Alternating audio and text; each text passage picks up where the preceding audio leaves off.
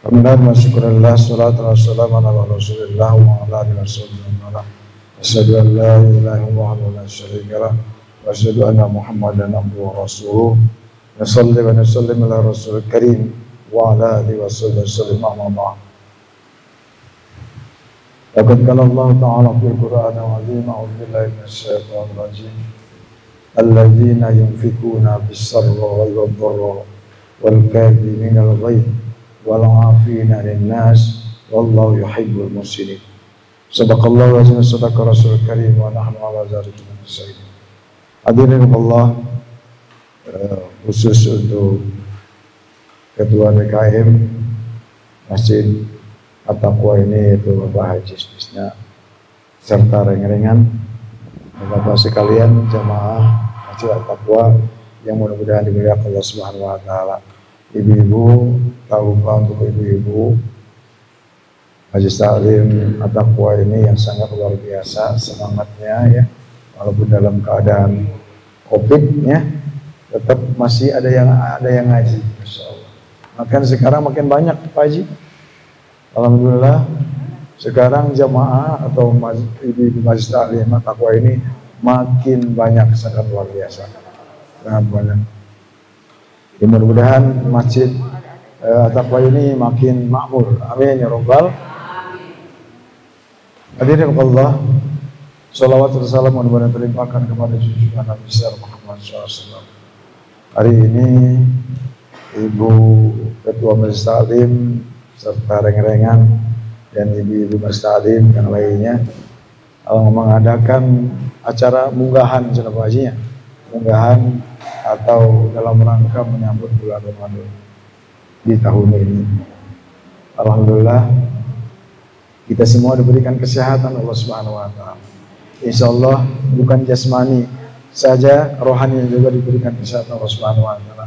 Amin ya rabbal lahir dan batin. Hadirin Allah, syarat untuk diterimanya ibadah kita di bulan Ramadan, baik puasa atau yang lain-lainnya, adalah ada dua syarat ya, yaitu intinya adalah kunjungan teh ayat 2, kunjungan terhadap sesama yang hidup, namanya silaturahim atau silaturahim. Kunjungan yang kedua adalah yang hidup terhadap orang yang meninggal dunia, namanya ziarah kubur. Cek bahasa Sundana menadrannya. Biasanya sebelum puasa, belum bulan puasa, maka umat Islam di mana-mana pertama silaturahmi ya, saling memaafkan antara satu yang lain. Yang kedua adalah nadran. Itu syaratnya, Pak. Nanti saya jelaskan. Allah Subhanahu wa taala berfirman dalam Al-Qur'an surat Al-Imran, salah satu ayatnya kalau tidak saya salah adalah ayat 134. Di sana Allah Subhanahu wa taala berfirman, a'udzubillahi minasyaitonir rajim, alladzina yunfikuna fis-sarra'i wad-dharra. Syarat orang yang bertakwa adalah pertama adalah orang-orang yang menafkahkan hartanya di jalan Allah Subhanahu wa taala.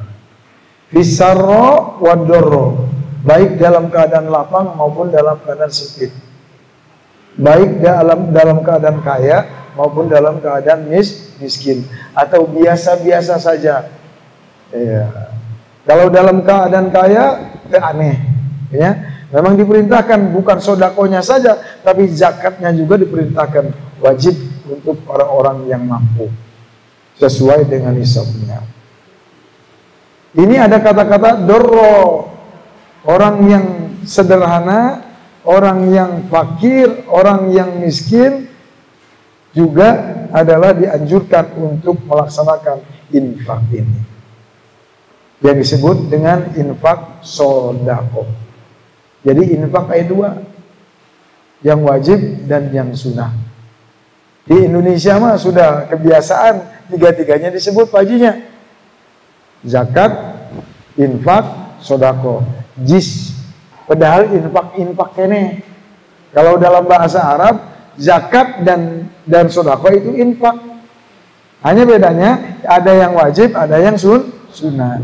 Yang wajib namanya zakat, yang sunnah namanya sodako. Terus biasa ulama-ulama dulu menyebutkan tiga-tiganya. Gitu. Nah, begitu dilaksanakan, baik kaya maupun miskin. Kalau yang kaya adalah dengan yang wajibnya, zakat. Kalau yang miskin, yang biasa-biasa saja adalah sunnahnya saja. Yang disebut dengan sodako. Orang miskin yang dimuliakan Allah Subhanahu wa taala, ya, yang nanti di surga Allah Subhanahu wa taala bersama Rasulullah adalah orang miskin yang memaksakan diri untuk menginfakkan hartanya. Nah, itu ya. Walaupun Pak punya sedikit, punya 10 juta, berapa jutanya, punya 10.000, berapa ribunya, karena gitu ya, minimal 2,5%. Yang memaksakan diri untuk menginfakkan hartanya, baik orang kaya maupun yang miskin, maka itulah yang disebut ahli surga, masuk surga bersama Rasulullah SAW. Amin ya rabbal alamin. Apalagi yang kaya. Ini ciri orang bertakwa yang pertama. Yang kedua, wal kadziminal ghaidz, orang yang bisa menahan amarahnya. Ya. Kesalahan bagaimanapun orang lain, sebesar apapun, maka kita berusaha untuk tidak marah, untuk tidak membalasnya. Ya, itu yang dicintai atau ciri daripada orang yang bertakwa kepada Allah Subhanahu wa taala. Pertanyaannya, biasa ente so umpami ayanu ada yang kurang ajar ke orang, ya, kita bisa menahan amarah tidak, Bu? Biasanya kita tidak bisa. Ya. Kalau ada orang yang kurang ajar kepada kita, menzalimi kita, biasanya hati kita tergoda untuk membalasnya.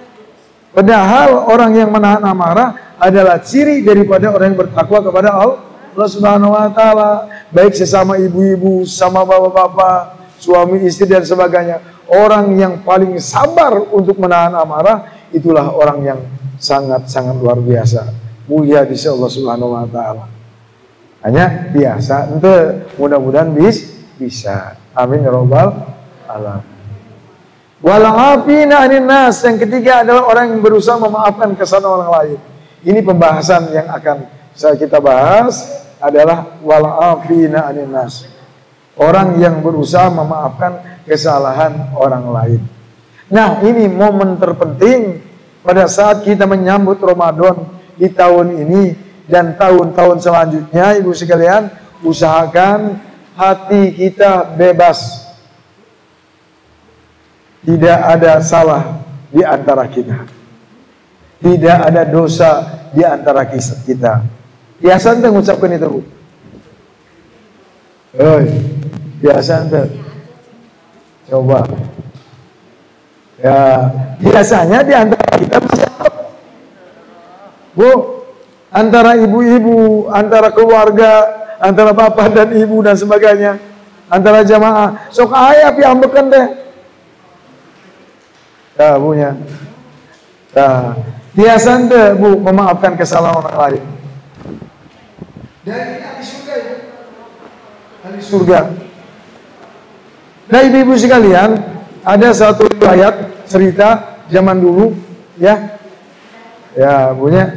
Dulu yang namanya Fir'aun laknatullah alaih, punya, pernah didatangi oleh iblis. Oh. Padahal sesama iblis, ya. Fir'aun didatangi, "Hai Fir'aun, dosamu tidak akan diampuni oleh Allah Subhanahu wa taala," kata iblis. "Saya saja atau kami saja yang hanya tidak mau sujud kepada Nabi Adam, ya, akan dimasukkan ke dalam neraka jahanam oleh Allah Subhanahu wa taala. Dosa kami, dosaku tidak akan dimaafkan oleh Allah Subhanahu wa taala. Hanya gara-gara tidak mau sujud kepada Adam." satu dosa.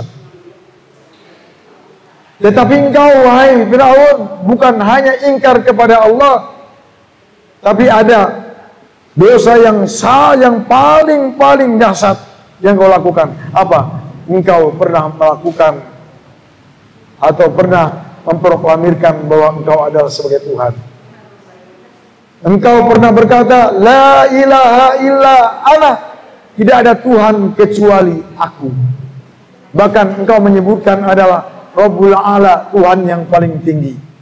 Dosamu tidak akan diampuni Allah Subhanahu wa taala.